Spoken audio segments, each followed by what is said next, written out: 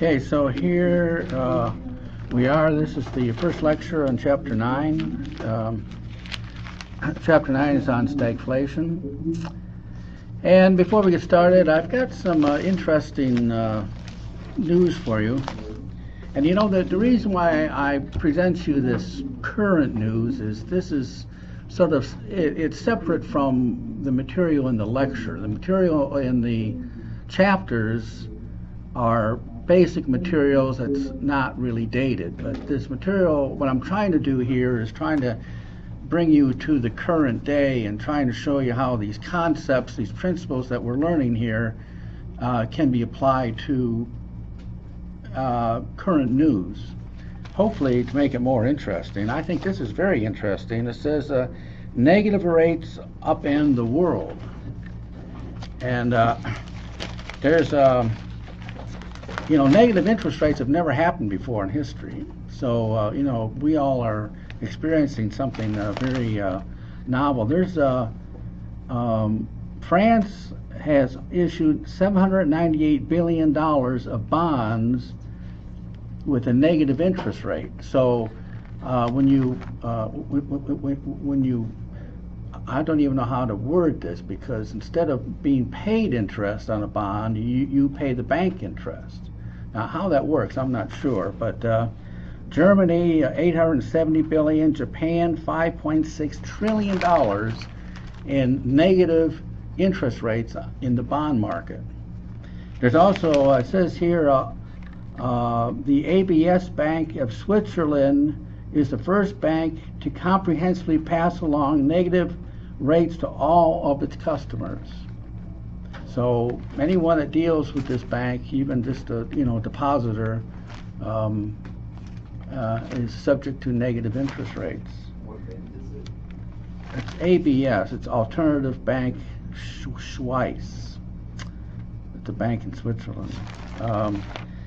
And here's a related article. Says homeowners collect interest rates. So here's a picture of a family that took out a mortgage. It's a $260,000 mortgage, and they are paid interest. Instead of paying the bank interest for the mortgage, the bank pays them interest. Now, isn't this a crazy world we live in? Isn't that crazy? But it's reality, and many think that America will go to negative interest rates. Now, follow the line of reasoning, and I've mentioned this before. Negative interest rates, quantitative easing. Quantitative easing, we create money out of thin air to buy bonds, so so interest rates go down, and now they're even in a negative territory. And so what do people do? They hoard their money, because why put your money in the bank and pay the bank if you can just keep your money and not pay interest? And so what some countries are now doing is that they're eliminating the high denomination bills to try to discourage people from hoarding their currency. Is that by giving them negative interest rates, so they get paid to have their money in the bank? Well, if you put your money in the bank, then you got to pay the bank. Mm-hmm. But if you don't put your money in the bank and put it under your mattress, then you don't have to pay the bank. Mm-hmm. So that's what people are doing. But in order to encourage them to spend, because that's the whole idea behind negative interest rates, theoretically, is to get people to spend more.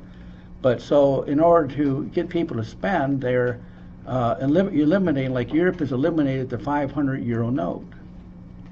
And many think that this is going to lead to the elimination of currency, period, where then the only way to buy and sell is through your bank account. Or I've even read an article where we will use our thumbprint to buy and sell. You can already do that with on my iPhone. It activates with my thumbprint. Yeah. Yeah. And so the technology is already here. So that instead of having cash, we would simply every time you go buy something, you use your thumbprint. Anyway, that's not a reality yet, but that's the direction. Kinda, I mean, That's the still direction exists, we're. yeah. Yeah. It's here to an extent. Yeah. Yeah. Well, I have something else for you, and this is really quite amazing. I've got a video for you. It's about 6.5 minutes, but it says China launches Asian Infrastructure Investment Bank. Now, just to give you a little bit of background on this, in 1944, the World Bank came into being, along with the International Monetary Fund, and those are kind of like sister institutions. And many of the countries of the world supported the World Bank, although America is the major participant in the World Bank, the major supporter.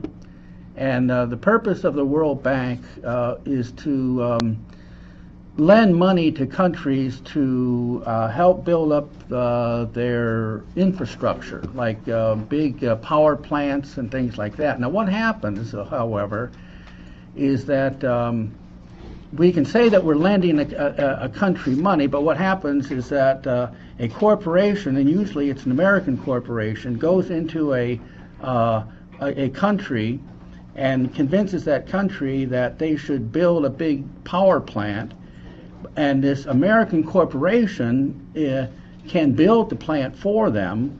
So the World Bank, along with the International Monetary Fund, but the World Bank then lends not the country money, but lends this corporation money to build this power plant.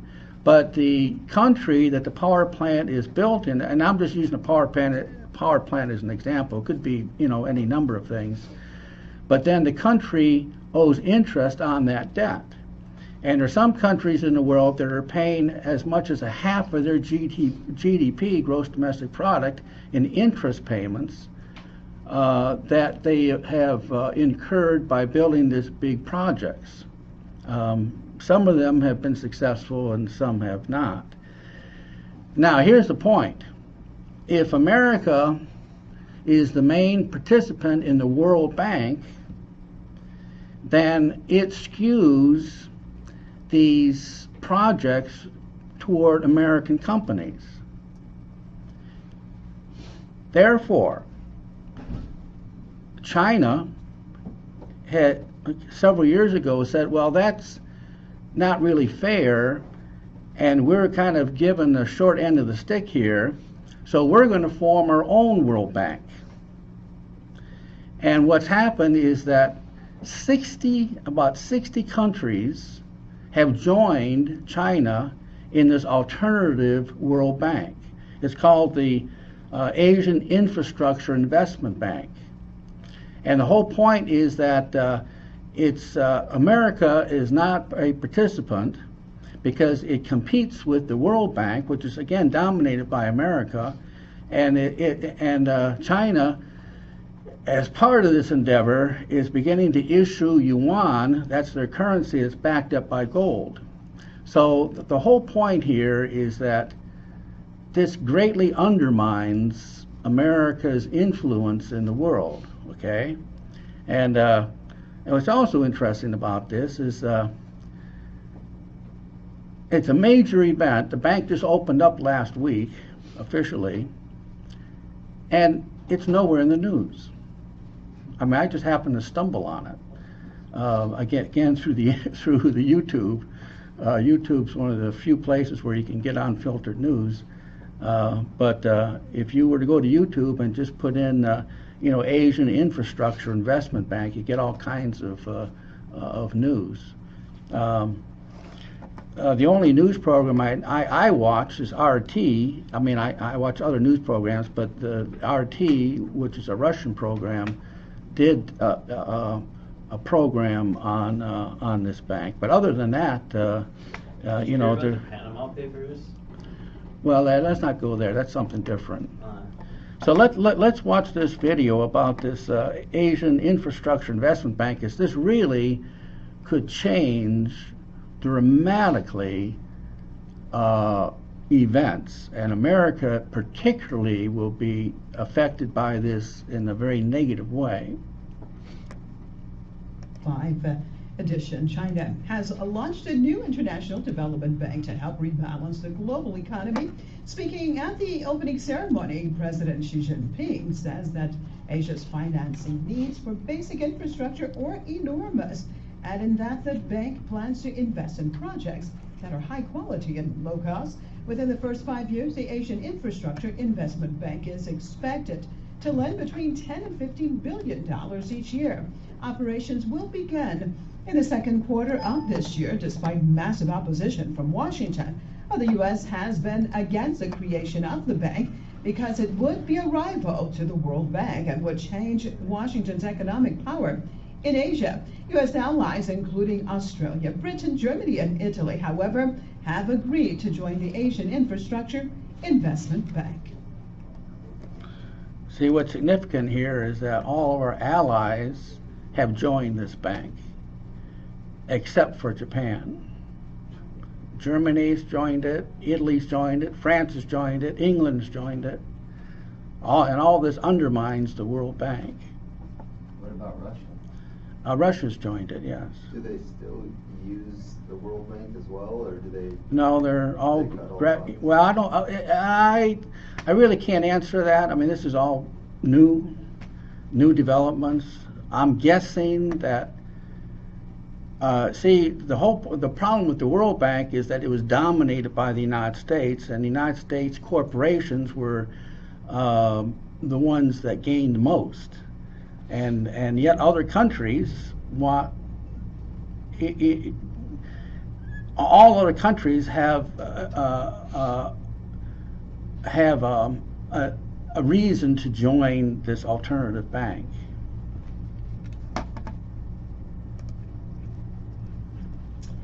We'd like to welcome Mr. Peter Koenig from the former World Bank economist to the program. Thank you so much for being with us.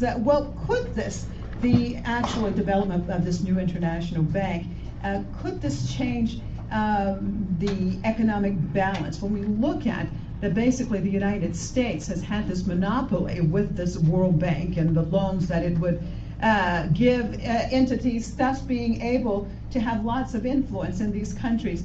Does this change the dynamics of the equation? Yes, I definitely believe it will change the dynamics. Not only that, I also think it will change the dynamics of the world economic monetary system, because the Asian Infrastructure Bank will be able to lend currencies that so far have not been lent by the World Bank, like the yuan and rubles, and possibly a joint version. They may very easily set up a system similar to the International Monetary Fund's SDRs, special drawing rights, which is a basket of different systems, of different currencies. And if this is the case, then it will definitely have an impact by pushing the dollar, maybe not totally out, but at least into a secondary position. And also it will improve or promote the yuan's position as a reserve currency, which already now it is, because the yuan has just been admitted to be the fifth currency in the SDR basket of the IMF. Now with the Asian Infrastructure Bank promoting very, very quickly loans and development loans, particularly development projects, the yuan, the institution itself, will become a substitute for the World Bank. That definitely, starting in Asia, but also in other countries of the world. That I'm very confident about. Okay, well, let's look at that. You said a substitute then for the World Bank. Tell me, at the end of the day, how does that affect the United States? And will Washington allow this to happen without a fight? Okay, first of all, I think Washington has no choice. They will have, they cannot object something that has already been created, and moreover has been created and most of their European allies have joined the Asian Infrastructure Bank against the will of Washington. So Washington will be unable to do something directly about it. And will it change the horizon? I mean, the economics of Washington, yes, in the long run, definitely, because there will be a reduction in demand of dollars, because the only reason the system, this what I call the criminal monetary, dollar-based monetary system, can continue to exist is because the world is flooded with dollars. And they can be manipulated and sanctions being placed out right and left. And with the dollar becoming less and less important because of a new system emerging and because of new currencies being lent out and because of the new ethics being applied in development, I think definitely the dollar and the economy of the United States will be hit. Thus, based on what you're saying, how likely are we to see then the military infrastructure of the United States actually start being even more aggressive towards China? Because we know that that's usually the entity then that comes in, especially in a situation like this, that you're saying the dynamics, the economic dynamics could be changed as far as from a monetary perspective, and with the majority of the economies no longer perhaps being so dependent on the dollar. Yes, what you're saying is right. There is a risk that the military aggression of the U.S. and the puppet allies of NATO will increase. As a matter of fact, Obama has already said a year ago or 2 years ago that by 2016 or 2017, about 2/3 of the U.S. Navy fleet will be stationed in the South China Sea. Right now, it's more than 50% already, I think close to 60%. In other words, the aggression is showing already now. However, I do not believe, knowing that Russia has a more modern weapon system and a more modern defense, missile defense system than the US right now, I don't think that the aggression will go further than just showing teeth at this point. I'm more an optimist in this respect, particularly because I believe that with economics, much can be done without bloodletting, and I hope that will happen, and I hope, therefore, that the Asian Infrastructure Bank. All right, that was Mr. Peter Koenig. We lost him right at the end. Oh, we appreciate him being with us, former World Bank economist out of Lima, Peru. Well, find that interesting? Yeah. Yeah. Yes. Welcome back. This is RT. The U.S. government has raised concerns with Japan after media reports that it could join a new China-led international financial institution. Let's see. The Asian Infrastructure Investment Bank will go up. Let's see. One point that they made there is one of the reasons why the world now is joining this new Asian infrastructure bank is because the world has been flooded by U.S. dollars because of quantitative easing, and therefore the dollar is becoming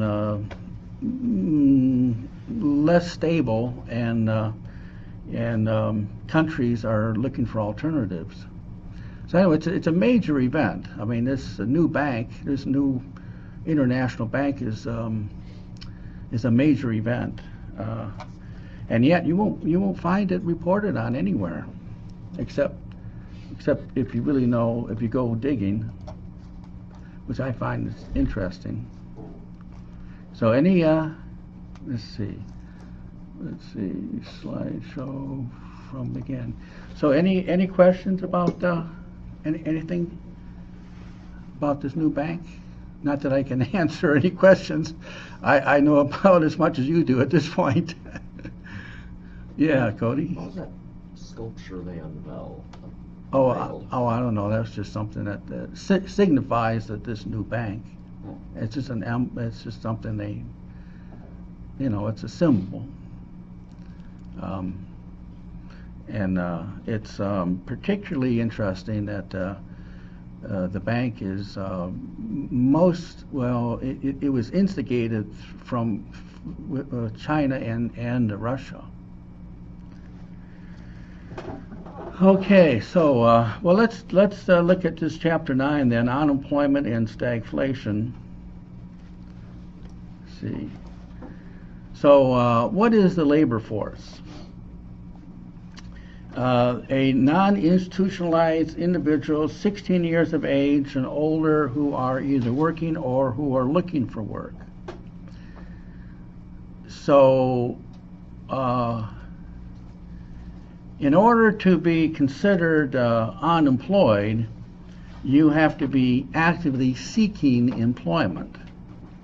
Okay, so if we say that the unemployment rate is 5%, does that mean that 5% of the population is looking for work?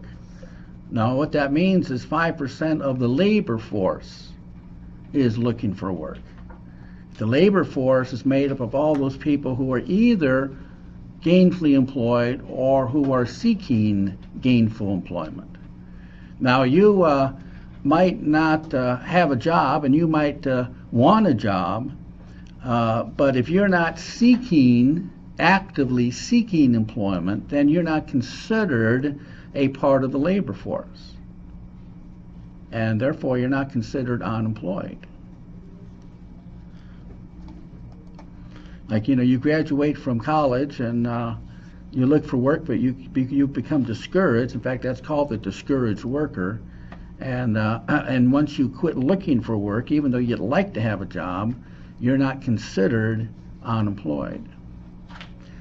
So the unemployment rate is the number of unemployed individuals expressed as a percentage of the labor force. Again, not of the population, but of the labor force.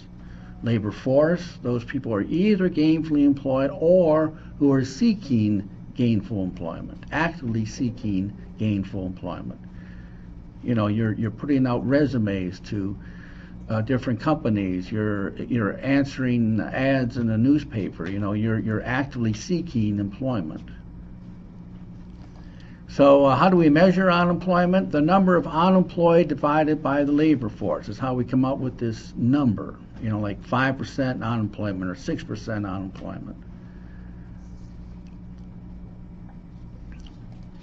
And who measures unemployment? The Bureau of Labor Statistics surveys about 60,000 households each month. Now, we use the word survey because the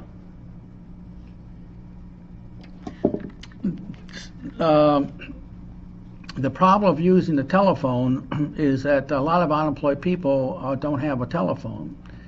Plus, I guess with cell phones it'd be more difficult anyway. So there are different methods of gauging the unemployment rate, but one major method is to simply go knocking on doors. There are surveyors from the Bureau of Labor Statistics that literally go from house to house knocking on doors. And so one day you might get a knock at the door, and you answer the door, and the person's there, and they say, hello, I'm from the Bureau of Labor Statistics, and do you mind if I ask you some questions? And if you say, sure, yeah, ask me some questions, then they're going to ask you some very detailed questions. Like, of course, the first question is there anyone in your household who is seeking employment? And if you say no, then they say, well, thank you very much, and they go to the next house. But if you say, well, matter of fact, there is, yes, then they're going to ask you some more questions. Like they might say, what sex is this person? Is this person the head of the household or not? How long has this person been seeking employment?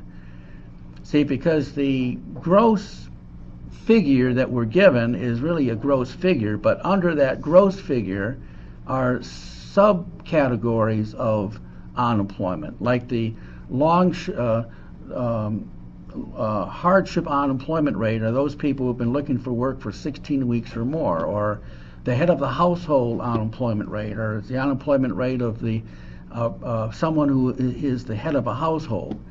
See, that's much more serious. I mean, if you've got a family, and let's say you've got 3 children, and 2 of them are teenagers, well, maybe those 2 teenagers are looking for work. Well, that may be unfortunate for those teenagers that they don't have a job, but if the main breadwinner of the family, either the mother or the father, if they lose their job and if they're seeking gainful employment, now you don't have to lose a job to be considered unemployed, but if the main breadwinner is seeking gainful employment, then that's much more serious.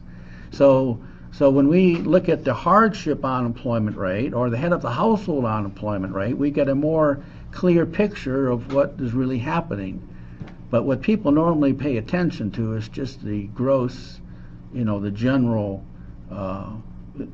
unemployment rate, which is doesn't really give us a whole lot of information. So what is covered employment? Employment that qualifies for full benefits. This is another category of being either unemployed or partially employed. See, what's happened is that because of government policies mainly, and a lot of it is due to the new health care law of 5 years ago, there are more part-time jobs today than ever before. There may be fewer full-time jobs, but there are more part-time jobs. Now, those part-time jobs don't have the benefits that a full-time job does. Say you're considered fully employed even if you have a job of maybe a couple hours a week. I mean, if you have a job at all where you're paid money, you're considered fully employed, even though you'd like to work 40 hours a week, but here you're only working 2 hours a week. Well, you're still considered fully employed by the government. Okay, so what's happening today is that there are, we might say, well, we've got close to full employment, but the covered employment is shrinking, whereas the non-covered employment, those type jobs that don't have the benefits, are increasing. So you see, you can't just look at the gross figure of, oh, well, the unemployment rate is this or it's that. I mean, that really doesn't tell us very much. And the discouraged worker, a person who has been dropped out of the labor force due to a lack of success in finding a job. The discouraged worker is not considered unemployed, but yet if the number of discouraged workers increases, we've got a bad situation. But yet, if you look at the unemployment rate, you don't see that. But there is a way of measuring the discouraged worker. See, there are ways to discern what's happening in the economy instead of looking at these gross figures like just the unemployment rate or the inflation rate. There are ways to dig deeper, and when you dig deeper, you may get a different picture of what's happening than when you look at the gross figure. So are discouraged workers considered part of the labor force? No. People who quit looking for work are not considered a part of the labor force. Again, their criteria for being unemployed is that you're seeking gainful employment. That's the criteria to consider if a person is employed or not, or unemployed. Part-time workers are considered fully employed, like I just said, according to the government. What is underemployment? A situation in which workers are overqualified for their jobs or work fewer hours than they would prefer. That's called underemployment. You go to school, you go to college, you get a degree, you get a master's degree, you get a PhD, you can't find a job, and you're flipping burgers for McDonald's. And so that's called underemployment.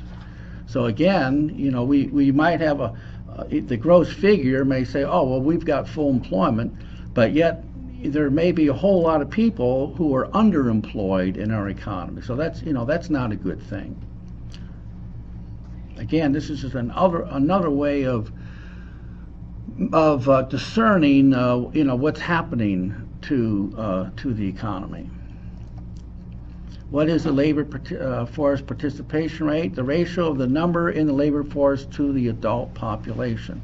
And again, this is another way of looking at how well off are we economically. The labor force participation rate, the number of people who are actually participating in the labor force may decline, even though we may have officially full employment. The participation rate may actually decline, and that might say, well, we got a bad situation here, but yet officially we have full employment. See, so if the participation rate declines, that's not a good thing. And the labor force, about half is female today. You know that 55 to 60% of all college students are female. At New River here is about 60%. Kind of interesting. What are the types of unemployment? We're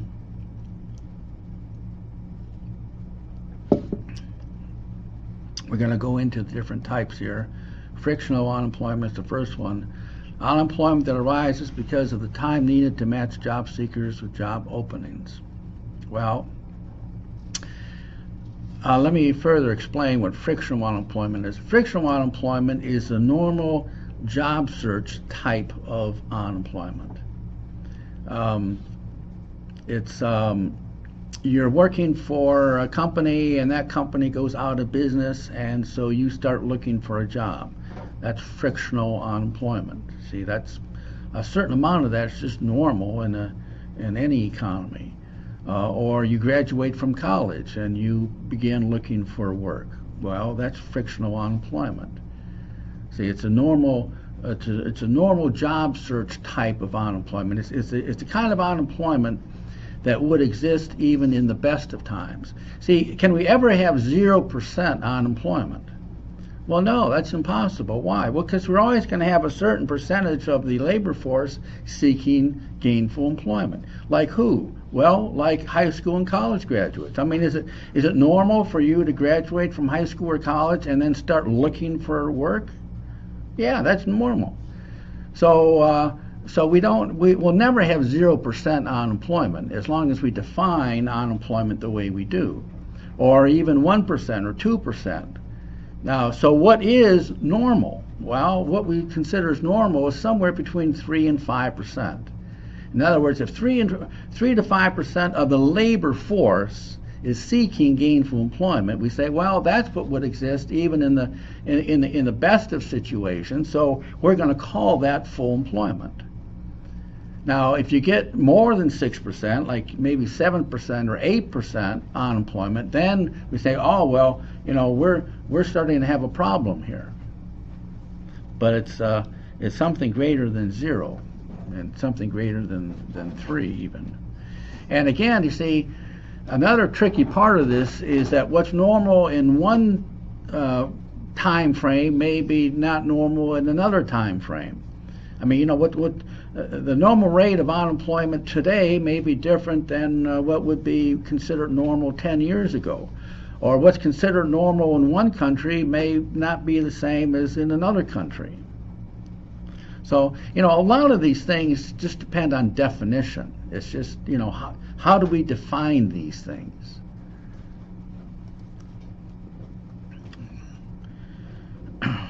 I mean, what the government could do is that they could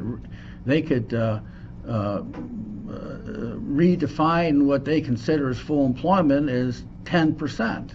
So voila, overnight, we've got full employment. Or theoretically, they could say, well, 25% unemployment is considered full employment. So voila, they could say we've got full employment, even though we may be in a depression. So see, a lot of these things is just definition. I mean, that those examples I gave you I don't think would ever happen, but I'm making a point that a lot of this that we're talking about is just definition. How do we define these things? So what is structural unemployment? Unemployment that arises because the skills demanded by employers do not match those of the unemployed, or the unemployed do not live where the jobs are. In other words, structural unemployment is a type of unemployment that arises when there are structural changes in the economy. Okay?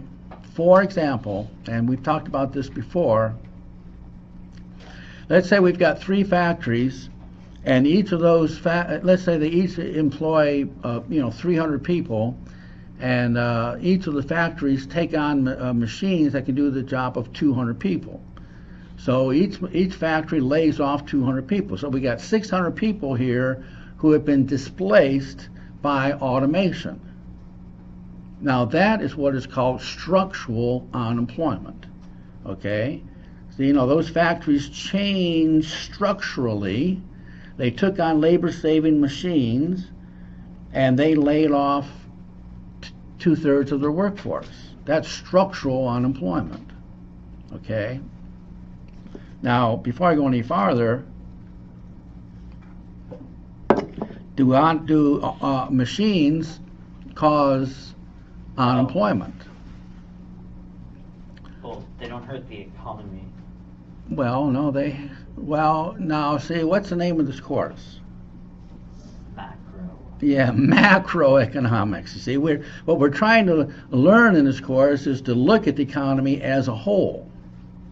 Okay, so you've got these 3 factories, each of them laid off 200 people. You got 600 people who are unemployed, but yet machines actually generate more jobs than they replace.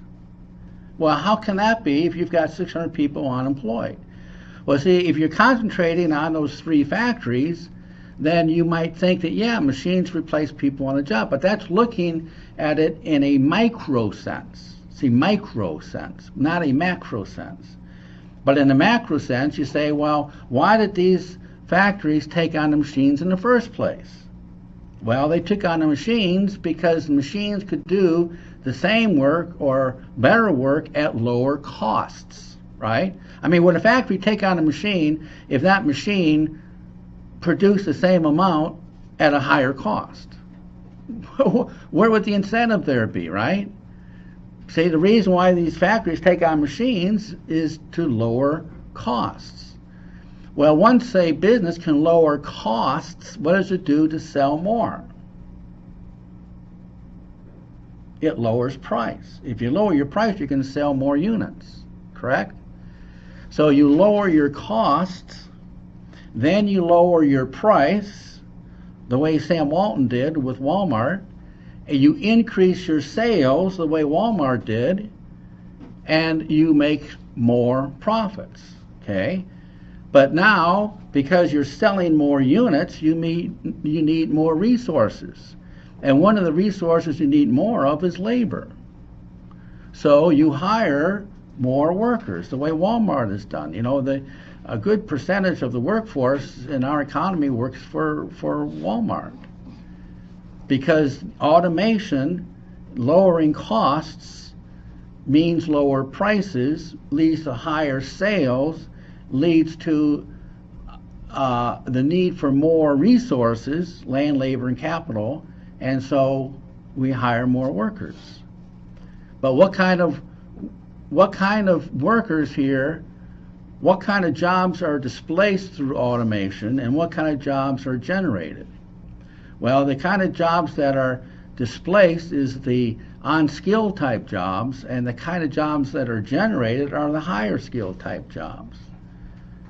So what can happen here is that you can have structural unemployment, you can have more jobs, but you don't have a population, the workforce, skilled enough, educated enough to fill the jobs. So what is the answer to that? The answer to that is to subsidize college education. That's why your tuition is highly subsidized by the state, because your New River is a part of the reason that it exists is an answer to structural unemployment. See, the answer to structural unemployment is to make sure that the workforce is educated, is trained in order to qualify for the new jobs that are generated due to automation. Y'all with me on this? Okay. Anyway, I had to go through all that just so, I mean, I know there's a lot of people that, are hung up on, automation and machines displacing people on the job. Well, another reason for structural unemployment is that the only thing in life we can depend upon is change. Change is inevitable, and what can happen in a country, especially the size of the United States, is that one part of the country may be experiencing high rates of unemployment, where other parts of the country are actually there's actually a shortage of jobs. Now, what can happen, and one of the downsides of owning a house, by the way, is that you might have workers that have a mortgage, and maybe they're upside down on their mortgage, meaning they owe more on the house than what the house can sell on the market, and they lose their job. But if they were to go to another state, they could get work, but they can't really move without losing a whole bunch of money because of their house, and so they stay where they're at instead of moving to to another state. And so, see, that's part of structural unemployment. See, the economy has changed structurally, and therefore there are some people who remain unemployed. Okay. I've got 2 children that have been affected by this, and my daughter was able to sell her house, fortunately, and my son was not, and so he's renting his house. But it is a problem. I mean, if you have a job that you lose for one reason or another, and then you have to relocate, like both my son and daughter had to relocate, then if you have a mortgage, that actually could be a deterrent to moving to the better opportunities. The bottom line is that if you're ever going to have a mortgage, you better be stable. Your job should ought to be stable. Your situation should be stable. But there are too many young people who think that owning a home is the American dream, but their life isn't stable, and yet they borrow money to buy a house, and then things change, and it just causes a real nightmare for them, and a financial burden. Anyway, that's just off the cuff there. What is seasonal unemployment? Unemployment caused by seasonal shifts in the labor force. Lifeguards lose their job at the end of the summer. People who like farmers in the farming industry, people work the fields, they lose their jobs at the end of the season. I mean, there's seasonal unemployment. Construction workers in the north, like in Michigan, may lose their jobs in January and February because of the weather. I mean, it's some people are affected because of the seasons. Cyclical unemployment are a type of unemployment that is affected because of the swings in the business cycle. Some jobs are more affected. When the economy takes a dive, it starts headed south. Some jobs are affected before others. Like when we go into a recession, well, those that are part of the construction industry are normally one of the first hurt because of the decline in the economy. Whereas teachers, like my job, actually improves when the economy goes south. Economy goes south. Now, why is my job enhanced as the economy goes into recession. Because your job is like stable. But why? Well, Because what do students do when what do people do when they become unemployed very often? They go back to school. They go back to school. Yeah. So see, when we go into recession, our enrollment here at New River actually increases. So my job is more, more enhanced during bad times than good times. So the point I'm making is that some jobs are affected by the ups and downs of the business cycle more than others.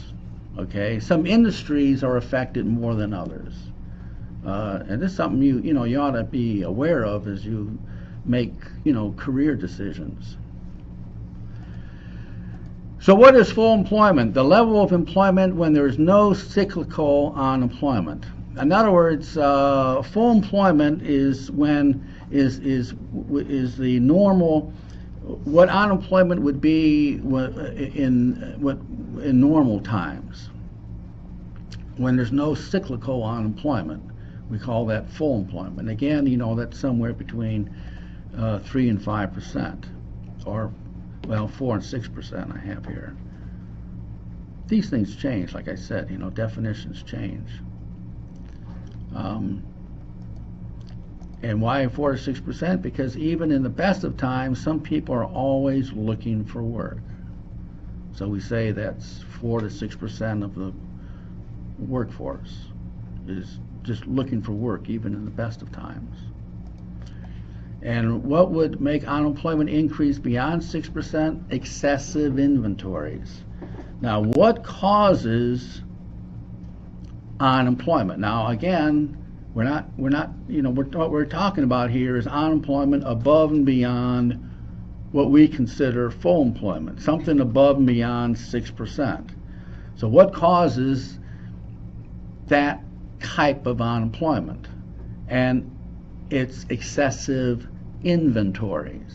It's very simple. What causes severe unemployment?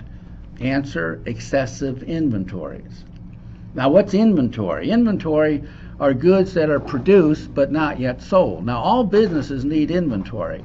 You walk into Walmart and you got all these goods on the shelves, and well, that's inventory. Businesses need inventory. But when inventory becomes excessive, when inventory becomes more than what the business considers desirable, then the business is going to cut back production. It's going to cut back, and that's what causes unemployment. Now, particularly if you're talking about a production company. If you're talking about a production company and they're producing, widgets, and their warehouse is filling up and filling up and filling up, and it dawns on them that, hey, we're producing too much here relative to demand. We better cut back what we produce to get our production more in line with what demand is. Well, then they start laying off resources, and one of the resources they lay off is labor. So it's very simple. So much of economics is really quite simple if you just understand the basics. What is the current unemployment rate? Well, I don't know what it is. I'm not going to go there.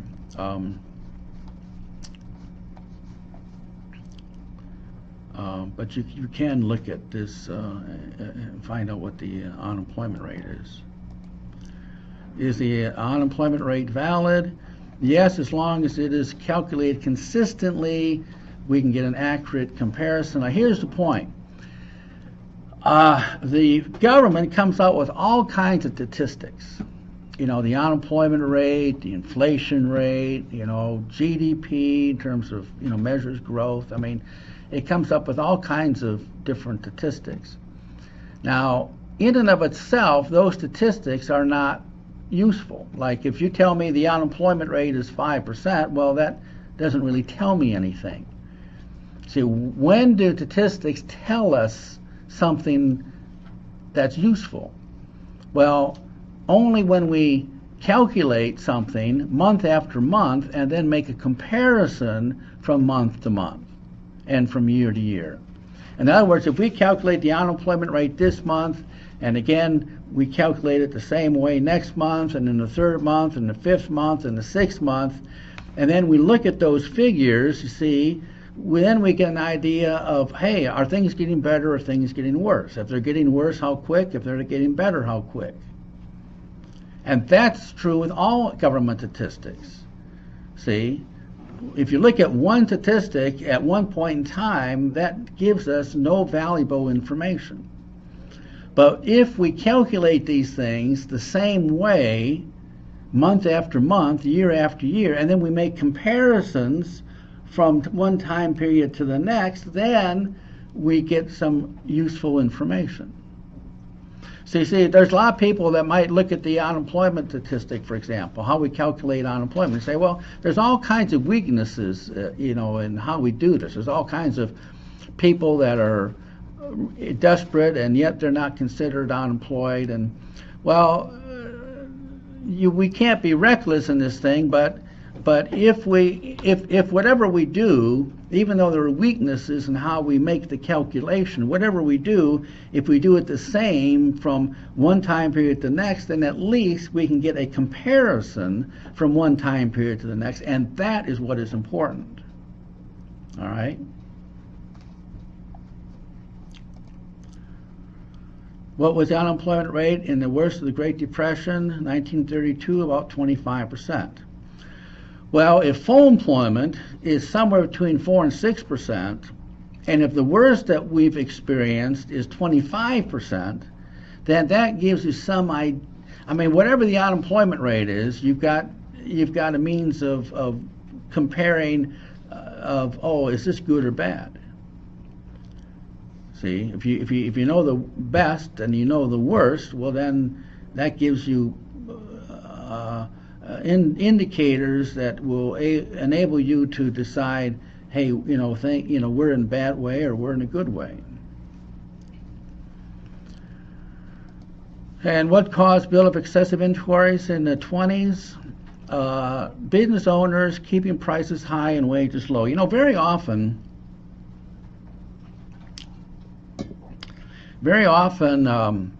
there are just one main cause. I mean, always the main cause of unemployment is excessive inventory, but the question is, well, what happened that we now have excessive inventory? And that differs from time period to time period. Now, what happened in the 20s is the mistaken belief on the part of business people that as long as we can keep prices as high as possible and wages as low as possible, that's the way to make ever increasing profits.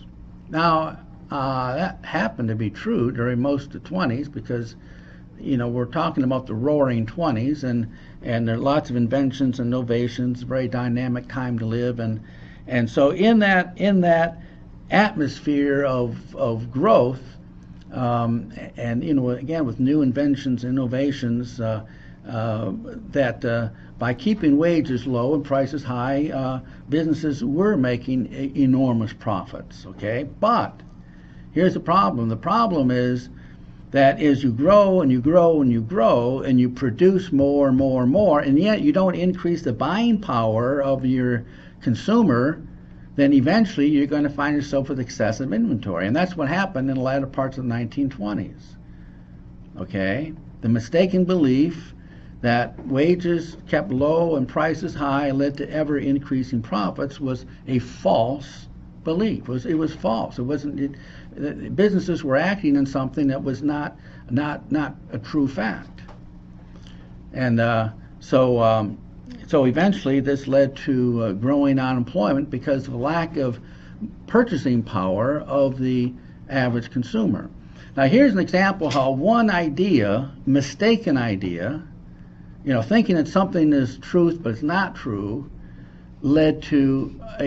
ultimately led to a depression. Although there are other reasons why we actually went into a depression, but the catalyst that led us initially in that direction was this mistaken belief that wages kept low and prices high was the way to ever increasing profits. Well, the same is true today. Now this may be an opinion, but So I'll just say it's an opinion, but I think it's shared by a lot of economists. What could be today something that we are acting on because we think it's truth, but it's really not truth, and therefore it will lead to perhaps another depression. Anybody? The war against ISIS. No, economics. No. Oh. I mean, something I've talked about many times. I just talked about it beginning of this period. Government making more money? Well, yeah, government, yeah. Well, and remember, the government doesn't make money. Remember, the U.S. Treasury, our monetary authority does not lie within our government, within Treasury. It lies within the Federal Reserve, correct? Mm-hmm. But but you're correct, and if you want to put a name on it, it's quantitative easing. Yeah. You know, the belief that quantitative easing, which is the creation of new money, will lead to economic growth. I mean, that's what governments around the world believe. I mean, that's why we've got negative interest rates. All right? But my opinion is that that's a false belief. You know, we're acting on a lie, just as we did in the 1920s. And that eventually will lead to growing unemployment. It's already led to growing unemployment. Anyway, boy, that's kind of boiling things down to a kernel, right? I mean, that really simplifies it. What caused the severity of unemployment in 1932? There were three things that actually happened. Say, the buildup of excessive inventories in the late 1920s led to unemployment, but that did not lead to the Great Depression. What led to the Great Depression is government policy in the early 30s, and particularly these three policies. The Smoot-Hawley tariff, which is the highest protective tariff in our history so far. Now, protective tariffs ultimately lead to growing unemployment for many reasons. Now, the thinking here, again, this is a false belief. The thinking here is that if we put tariffs up against foreign products, then American products will be more competitive. People will buy more American products, and as they buy more American products, we will get more jobs. Now, to the untrained person, that may sound valid, but all economists know that that's not the way things work, for many reasons. Let me give you a few. First of all, if we put tariffs up against foreign products, now when I say put tariffs against foreign products, there may be some good reasons, and we talk about these in a chapter coming up. There may be many good reasons for putting tariffs up against foreign products. However, if you put a tariff up against foreign products for the sole reason of simply trying to stimulate more domestic jobs, that doesn't work. Now later we'll get into the reasons why maybe tariffs are a good thing. So don't get me wrong here. But what happens is if we put a blanket tariff against many foreign products, what happens is the price of those products go up because the cost to the producer or the importer goes up. And so what happens is that many American businesses are in a position of being able to raise their prices and still underprice the foreign competitor. And so ultimately, with the rise in prices, now we import a lot. I mean, most of what we buy are from foreign countries, because we've chased manufacturers out of the country essentially. And so, the things that we buy are from foreign countries, basically, predominantly. So if we increase the prices of those things, then our buying power goes down. We buy less. We have to make priority purchases as our buying power goes down. We still might make our car payment, and we still might, pay our rent, and things like that. But we're not going to buy a lot of things that we normally would buy. And so when we bye-bye. Yeah, she told me she had to leave early, so I do appreciate that. And I got one more person who's going to leave early, I think. But anyway, where was I? Where was I? Oh, okay. With the rise in prices, our buying power goes down. We buy less. Excessive inventories build up, and we get unemployment. Another reason why tariffs often lead to high unemployment is that if you can picture unemployment as being a hot potato. So we're experiencing unemployment, you see, and we got this hot potato in our hands. We say, oh well, we don't want this hot potato, so we're going to give it to somebody else. Now, what goes around comes around. All right. If we put tariffs up against foreign countries, what are foreign countries? As they may experience more unemployment because we're buying less from them, then what might they do to protect their workers? Their people. Put high tariffs up against American products, and that's what's called a tariff war. And in fact, we are in the midst of the beginning of a tariff war right now, as well as a currency war. And no one wins a tariff war, no one wins a currency war. All end up losers with no winners. We put tariffs up against them, they put tariffs up against us, prices increase unilaterally amongst countries, buying power goes down for every consumer, buildup of excessive inventories. I watched a video just last week. A fella was videoing one of the largest ports on the West Coast. It was the largest port in Washington State. A port is where these big ships come in, and he kind of spanned his camera. There was not one ship in that port. The Baltic Dry Index is still telling us that international shipping has come to a standstill.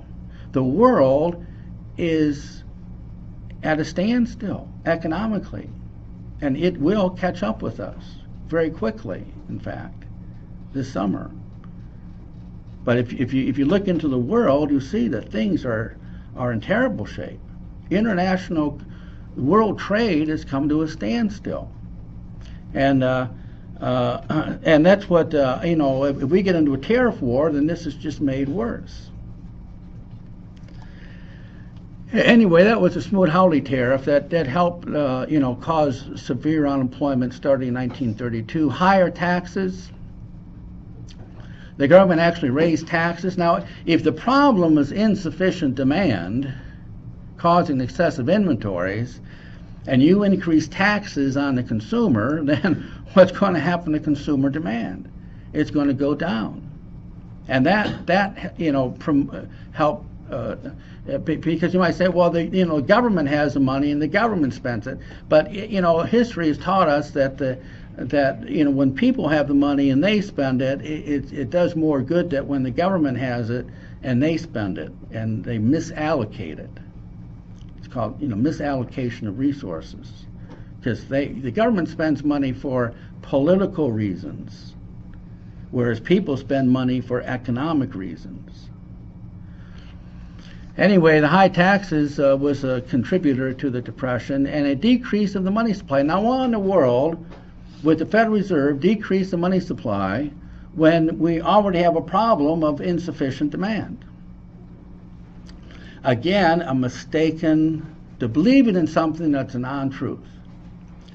See, the Federal Reserve was concerned that foreign countries were taking their money, and in those days it was in the form of gold, that they were taking their money out of the United States. And the government and the Federal Reserve looked at this as being a bad thing. So how are we going to convince foreigners to keep their money here instead of taking it home? And the answer is higher interest rates. If we increase interest rates, then foreigners will have an incentive not to take their money out of America. Well, how do you raise interest rates? You decrease the money supply. Just like how have we gotten to the point of negative interest rates? Through quantitative easing, through increase in the money supply. How do you get higher interest rates? By decreasing the money supply. See? And that's what we did. So we decreased the money supply, but unfortunately, now, okay, people have got less money to spend, they spend less, and the unemployment problem gets worse. Mistaken beliefs. Believing in something that's a lie. That's what happened in the 1932. See, the bill of excessive inventories in the 20s was the beginning. But if in the early 30s we had lower tariffs, if we had lower taxes, if we had increased the money supply, the 30s would have been a decade of prosperity instead of a decade of depression. See, what are the two types of fiscal policy? Now, discretionary and automatic stabilizers. When we talk about fiscal policies, a discretionary fiscal policy is a fiscal policy that policymakers decide to do this or to do that. Discretionary. Like if you ask me a question and I say, well, gee, I don't know, that's up to your discretion. What does that mean? Well, what that means is, well, you decide what to do. Well, discretionary fiscal policy is when policymakers make a decision to do this or to do that. Whereas automatic stabilizers is also a fiscal policy, but they're policies that go into effect automatically, like unemployment benefits. See, there's social reasons for paying unemployment benefits, but there's also the economic reason. The economic reason is we don't want a bunch of people becoming unemployed and simply stop spending money. Because if they stop spending money, demand goes down, and business find them with more excessive inventory, and they start laying off even more workers. So what do? Well, when people become unemployed, we give them money so that they can spend, which prevents demand from falling so quickly, which prevents unemployment from getting worse as quickly as it would otherwise. See how that works? So that's why things like unemployment benefits is a fiscal policy, but it's not a discretionary fiscal policy. It's something we call automatic stabilizers. Now, in terms of Keynesians and Austrians, both Keynesians and Austrians totally agree on the benefits of automatic stabilizers, but they disagree on the benefits of discretionary fiscal policy. Keynesians support discretionary fiscal policies, and Austrians generally don't support discretionary fiscal policies for many reasons, but I'm not going to get into that. But what I'm saying here is that Keynesians agree with discretionary fiscal policies, and Austrians have major reservations for many reasons of the benefits of discretionary fiscal policies. Well, we've about run out of time here, and see, this would get us here just maybe about 10 minutes of lecture. So we only have a couple minutes, so let's call it a day. And this is slide 30, so I'll pick this up with slide 30 next time. Okay, so I'll see you all next time.